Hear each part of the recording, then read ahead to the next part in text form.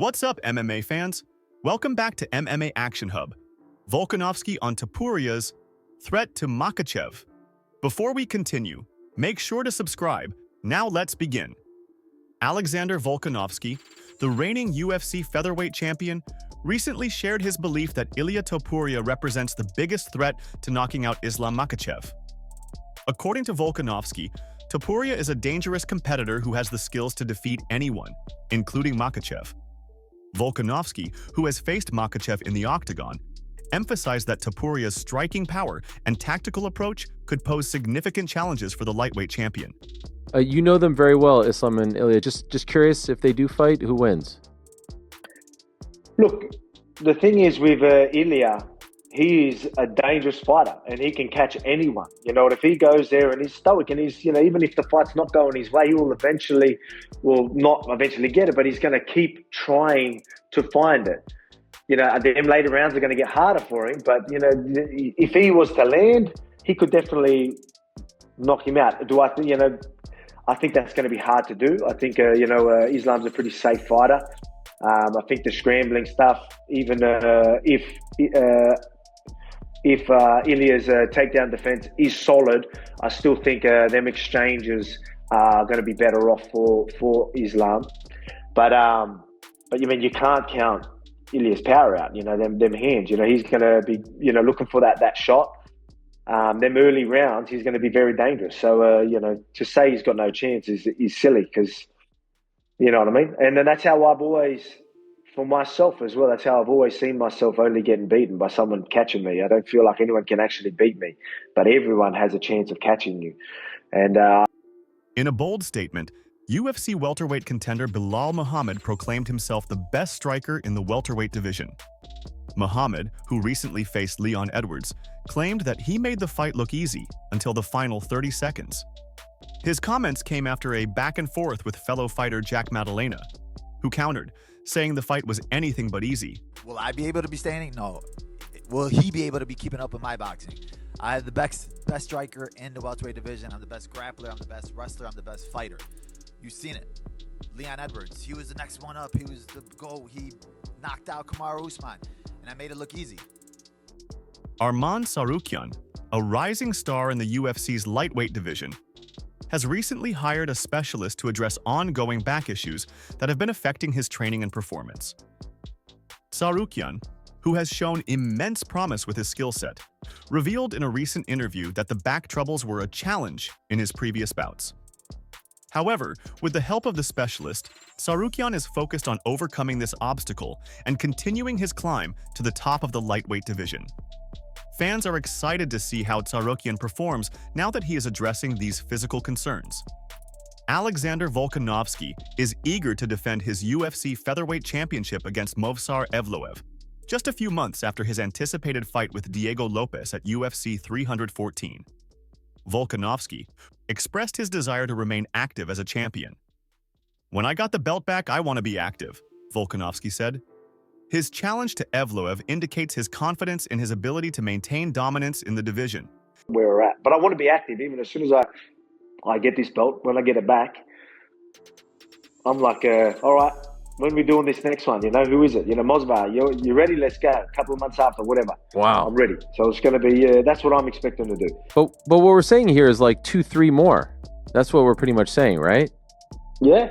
I mean, look, that could change. I could sit there, go there, win, and I definitely want to defend. I think I want to defend pretty quickly, and then I want everyone to be reminded of, oh man, Volk's back. You know what I mean? Like, he's in there and he's already calling for undefeated fighters, and then tell them, come on, let's go. Let's say, I'm the one dragging these guys into the octagon, hurrying them up.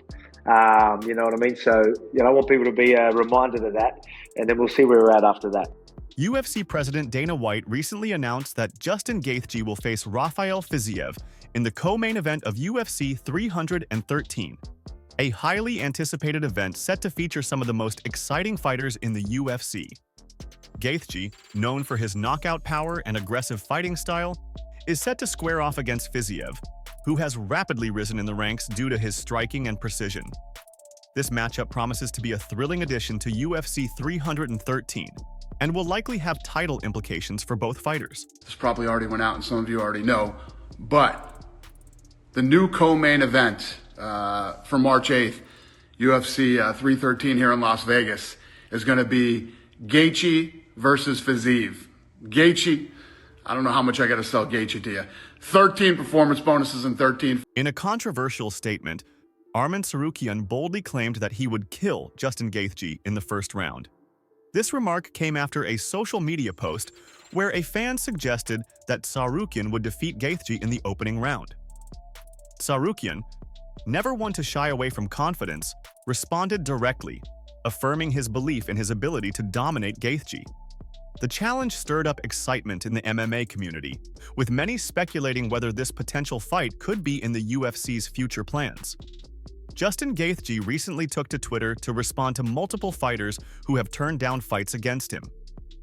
Gaethje mentioned that while Arman Tsarukyan and Charles Oliveira understandably declined to fight him, Max Holloway, DUSTIN Porier, and Renato Moicano also passed on the opportunity.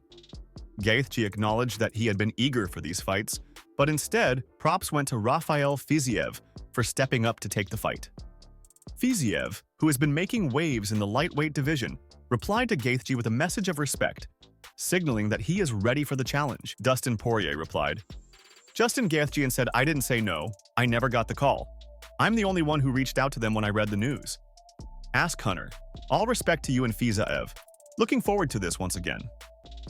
Arman Tsarukyan replied, "I did not say no, I accepted immediately and asked for a 160 IBS catchweight 11 days out from weigh-ins. UFC said that wasn't an option." Alexander Volkanovski plans to rematch LLIA Topuria after he win the title and defeat movsar evloev. And so we found out about this about a week ago now. And so can I ask your timeline? When did you find out that it would be, because we all presumed you'd be fighting for the belt next. We've kind of known this for quite some time, but we all presumed it would be Ilya. When did you find out that it wasn't going to be Ilya and that it was going to be Diego for the vacant title? Yeah, so that's what was I knew I was fighting for the title for a while. So it's been a while knowing that my next fight was for the title. I didn't have, originally thought it was going to be Ilya. Then I wasn't sure. So then there was questions for a while because I know he did really want to move up. So I did hear he wanted to, but they still weren't sure of that actually happening. And then so I was thinking it must be either interim or fighting for the belt against Ilya. So it was like that for a while. And then in Sydney is actually where we found out. So that's they must have had a in-person sort of meeting, conversation, and it must have been Ilya going, "Look, I'm committing to 155," and then literally they gave me all right, it's Diego in Miami, and I'm like, all right, sweet, beautiful, whatever. At that stage, obviously I wanted just to fight by then, so it was getting to a stage where I was like, I just want to fight now. It was always Ilya. Wanted Ilya, wanted the rematch. Obviously that's going to be a big driving factor for me, losing to him and wanting that win back. So that's all I wanted it for a while. And then it got to a point where I didn't know what was happening. I was like, all right, now just give me whatever for the belt now.